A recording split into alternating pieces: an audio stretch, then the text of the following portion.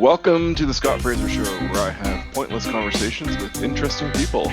I'm joined today by writer J.J. Martin, author of Father Sweet, a novel about a horrible pedophile priest. So we're keeping it light and breezy during the quarantine. Jay's got a copy of it there. JJ, thanks for joining me. Ready to depress all four of my viewers? Sure, I'll do my best. All right.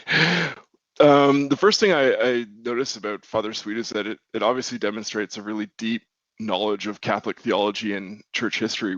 How'd you get into this? Were you going to seminary or something like that? I thought about it in high school when I was very active in the church. When I was younger, I was one of those weird kids who really enjoyed mass, and I liked the pageantry of it, and I liked the history of it, and asked a lot of questions about, why we did things we did, and what was Catholicism and what was Christianity. And I liked the roots of it. I liked the the history of it coming from Roman tradition and sort of gobbling up Roman pagan traditions, and then coming out of Judaism and then going through the Roman tradition and then changing as it went through 2,000 years of history. So I liked that part of it, and I liked all of the mystic elements, like this idea of prayer and meditation, and having a connection to God through the sacraments and through prayer. So I was very interested in those things. So when I was in high school, I was thinking about that at the same time, just being an average high school student. And eventually I wound up going to university to study religious studies, which is not a theological side of things. It's more history, psychology, sociology, and anthropology. So it's more of studying what religion is, as opposed to theology, which is kind of studying what to tell people to believe. Right. How much of that went into the writing of Father Sweet? Did you have to start researching from scratch, or was all this stuff in your back pocket from years of study? Yeah, I mean, I started writing fiction in the late '80s when I was a teenager, and the things I was interested. I mean, like all writers, the things you're interested in make it into what you write about. That kind of forms the canvas that you work with. So that was the same thing with me. So I've been writing all these faith-oriented stories for a long time, and a lot of the stuff that's in Father Sweet, talking about the big change that happened in the Catholic Church after Vatican II, which was this modernization summit that happened in the '60s. I always wanted to write about that and write about this change that occurred in the church, not just in belief but culturally. Me and the other Catholic kids who grew up after Vatican II grew up in a different religion, really, than the adults who raised us. They grew Right. up in an old Catholicism, and we grew up in kind of this new hippie Catholicism. I'm thinking of Buddy Jesus from the movie Dogma. Yeah, yeah, exactly. Yeah. The Catholic Church rebranded itself. Hmm. And so the character Father Sweet, he's a creep. He's an abusive individual, but he has this kind of like theological excuse for his horrible behavior. Tell us about that. Like, what's up with that? Were you trying to explain the phenomenon of predator priests, or is Father Sweet illustrative of the typical predator priest? I think that I mean, one of the reasons why I wanted to write a fiction was so that I could talk about what goes on inside people's heads. You can't do that really if you write a nonfiction. I mean, like, there's a lot to write about what happened in Ottawa in the '70s and '80s. There was a very active pedophile ring that the Archbishop Plourde, the guy who confirmed me, incidentally, there was a very active pedophile ring that was going on in the 70s and 80s, and I could have written about that. I could have written just a flat-out history of, some of the interesting characters that came through there. So, people like Jean Gravel, who was the first priest to be laicized in Canada. It was in Ottawa. It was in 1970. Or for the non-Catholics in the mhm. audience, what does laicize mean? Sorry, yeah, that means like stripped of your rank as a priest and turned back into a lowly layperson, or just a Right. general, member of the congregation, as opposed to a priest. So I could have written stories about him, or about Barry Crampton, or Father McGroarty, but instead I wanted to create a composite and talk about what would be the logic that someone would have to believe in if you're saying, all the love thy neighbor, positioning to your flock, and then at the same time, um, taking advantage of children that don't have any understanding of what an adult needs or wants or is talking about when they start talking about sex or relationships and so on. So I tried to think about how these guys would rationalize it, and I think that it is a pet theory. And again, this is why it's better as a fiction than it is as an essay or something. But I think that there's a long-standing tradition in the Catholic Church of this kind of Hellenic practice of having an acolyte, or an apprentice, that would also be your kind of romantic partner. So you would have this was very common in the Hellenic period, around the time that Judaism and Christianity took their current forms. Um, like Marcus Aurelius in Meditations even talks about this as if it's, everybody's got a wife, everybody's got a mistress, and then everybody's also got a catamite, and Right. I think that it was just accepted at that time, and I think that practice kind of found a way to survive by hiding inside the Catholic Church. There's been some great studies about this, and the best known is Richard Sipe, who wrote Sex, Priests, and Power, and amongst other works, about the prevalence of this behavior in priests. It's about 6% of all priests. That's the best research, which is much higher, of course, than the general population. But I wanted to try and figure out how someone would make all the justifications about decency and kindness and so on, and then at the same time, bullshit and trick kids into doing these things that essentially Well, scars them for life. I always thought that look, if you were trying to invent a child abuse machine, you would probably come up with something like the confession box or the confession booth. Sorry, I'm not Catholic. It's obviously, but I mean, Yeah. like, yeah, you have these kids who are being told from a young age that they have to go and tell this guy, all of their hidden thoughts and secrets. I mean, that's pretty Mm-hmm. powerful for someone who wants to abuse a I'll get my, child. I'm gonna get my dates wrong, but the reason I think it's around, let's say, between 600 and 1200 AD. So there's a 600-year period, and I can't remember when this was. But the reason there's a box, like there's a wall between you and the priest, is specifically because priests would have sex with women, mostly women, but I'm sure anybody else, depending on sexual uh, preference, uh, and that's why the box came into being. Was the Pope said, you guys can't do this, so we're going You to put gotta you in a stop shagging box. during confession. Oh my God, I Yes, had no idea. that's what it was. It's little Yeah. tidbits like that really tidbits of history that make me admire the history of the Catholic Church. Not from the point of view of facilitating this kind of behavior, but just like Mm. it's been kind of an open secret for centuries.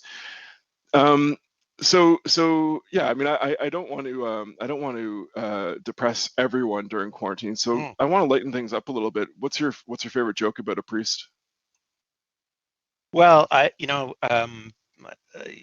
there's so many good and bad ones, but I think the I mean, like I knew you were going to ask me this, and I was trying to think of what would be a good one. And most of the ones that I know are the priest, rabbi, imam genre, and they always sort of end up with the Jews being the punchline, and I don't want to do that. So the one that I know that I think is kind of cute is a priest gets pulled over by a cop at the side of the road, and the cop comes up and he rolls down his window. He's been weaving all over the place, so the cop pulls him over, and the cop says, have you been drinking, Reverend? And he says, nope, just water, officer. And he says, I smell wine on your breath. And he says, hallelujah, he's done it again.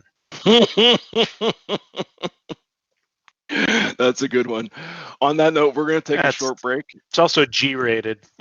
That's G-rated, yeah. Although I do put a parental advisory on these things. So we're going to take a short break. We'll be back in a second. Sit tight.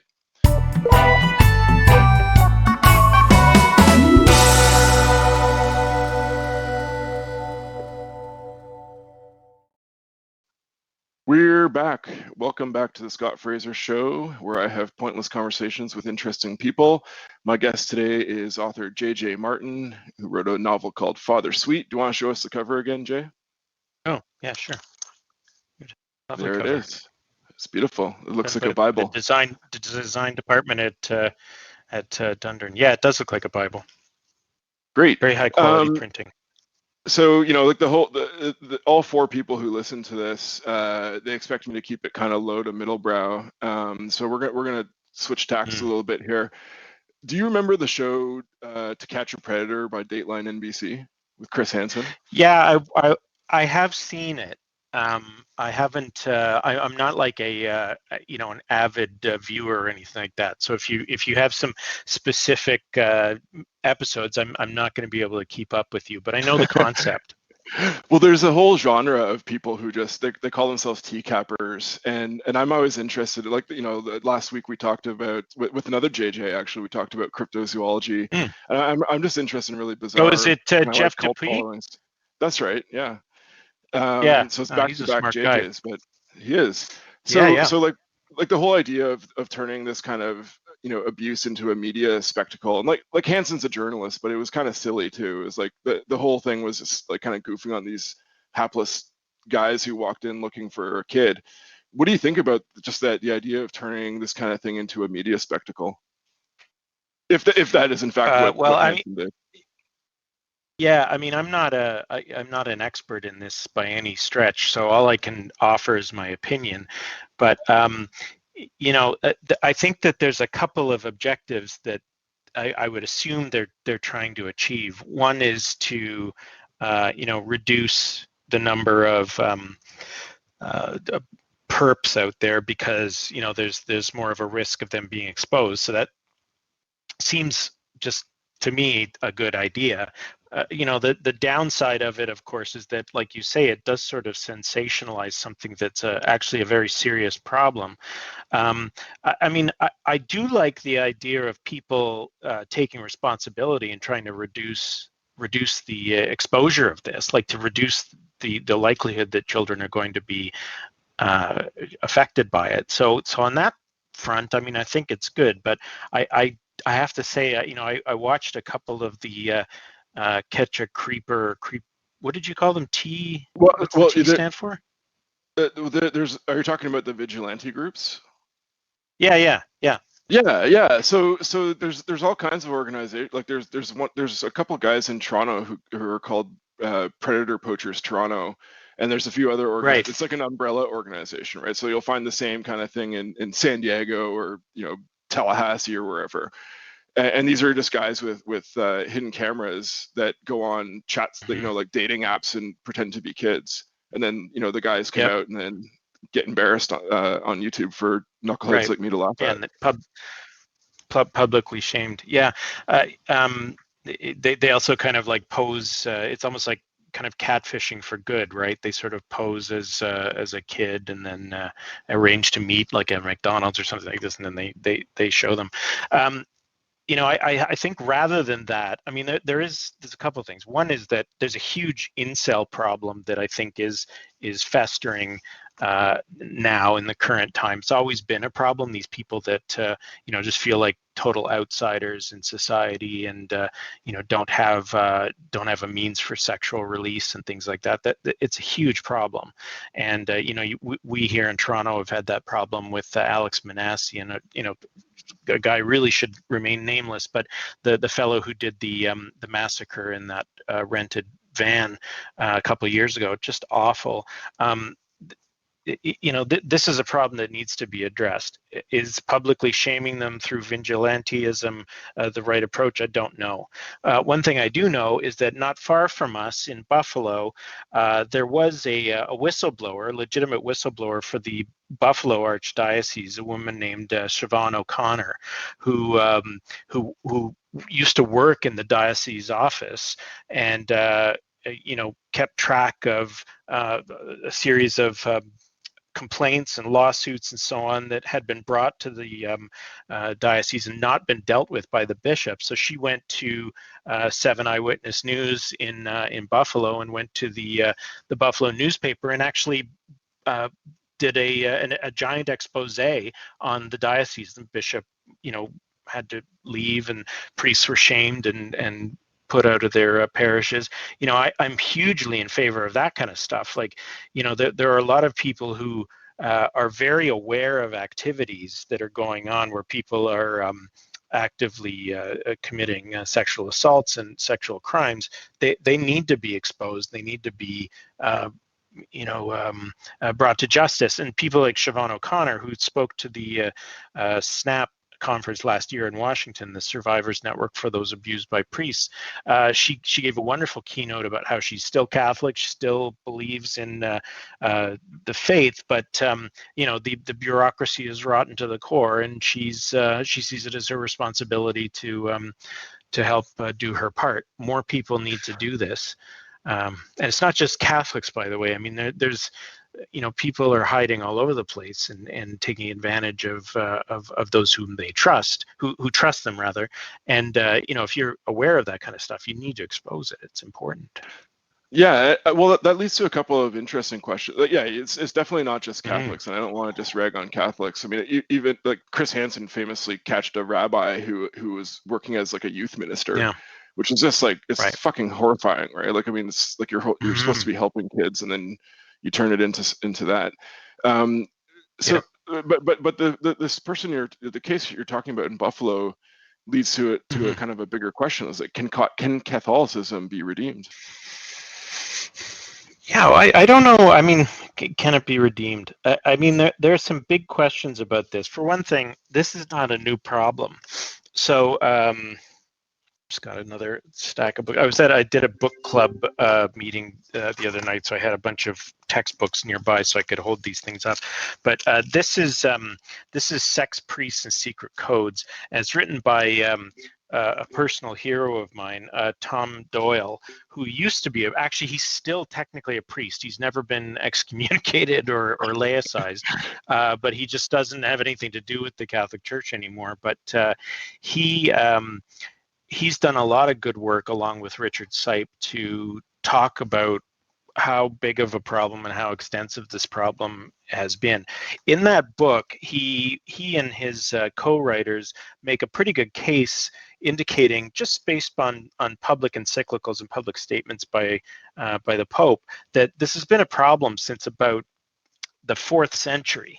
So, every 50 to 100 years, an encyclical or a letter or some sort of comment comes out from the Pope saying to the priests, guys, stop doing this, and don't diddle altar boys, and don't have sexual relations with your parishioners, and don't yada yada yada yada.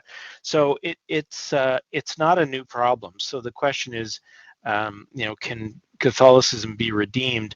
I think there are other questions. I think, how can Catholicism become more transparent? One of the things that Catholicism inherited from its pagan roots is this idea of a mystery, and by that I don't mean that there's some kind of well, I mean, I guess I do mean that.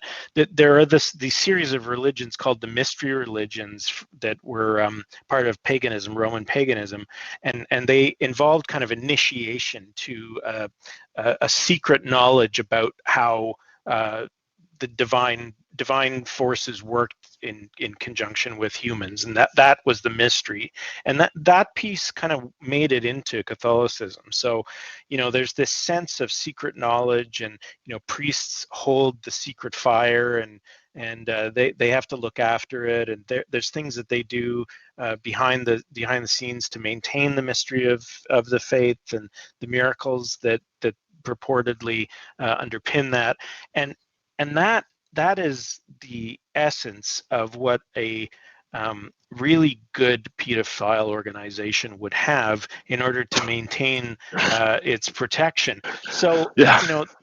it's so deeply in there, and like I said at the beginning of our chat, I do think that this Hellenic practice of catamites and masters, I think, is sort of hiding inside the Catholic Church.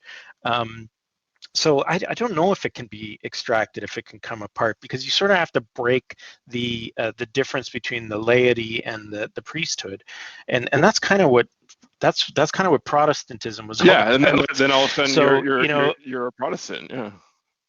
Wow. yeah, I Well, mean, so last question, JJ. yes, Scott. What if you're I don't know, I don't know if I don't think you're are you still practicing Catholic, or you're No, a lapsed no, Catholic? no.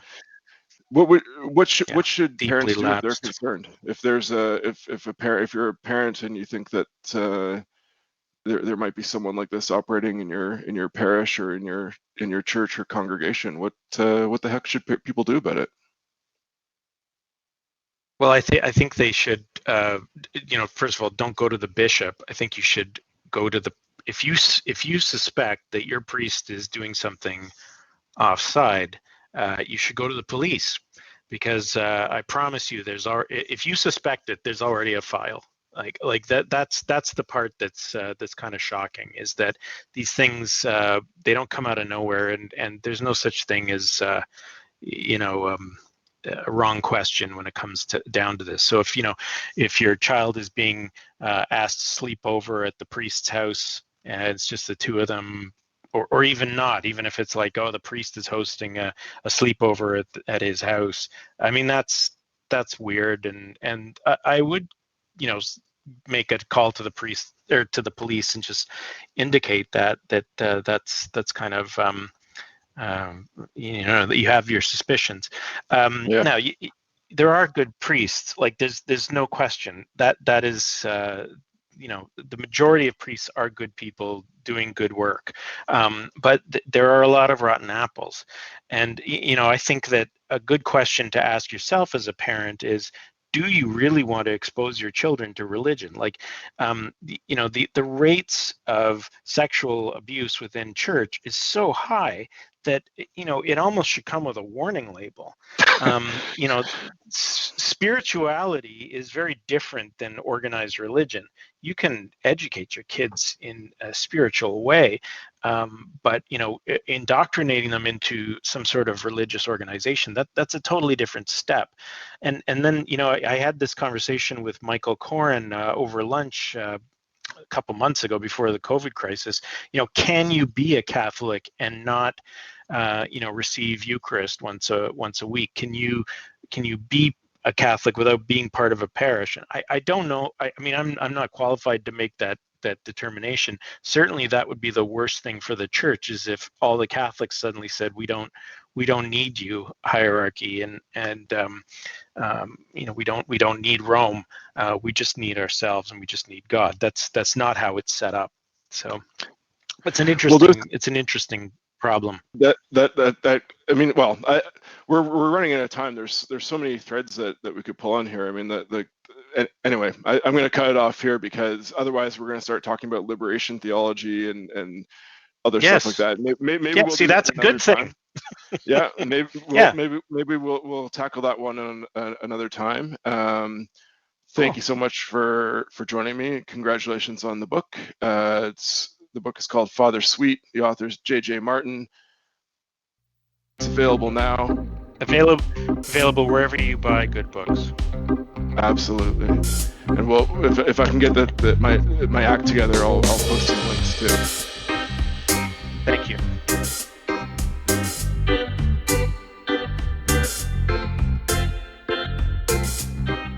Hey guys, just a little bit of bonus footage for you here. I mentioned a predator, rabbi predator, in my conversation with Jay, and I just wanted to share one of the selfies that he sent to give you an idea of how fucking sick these guys are. Check it out. This is David K.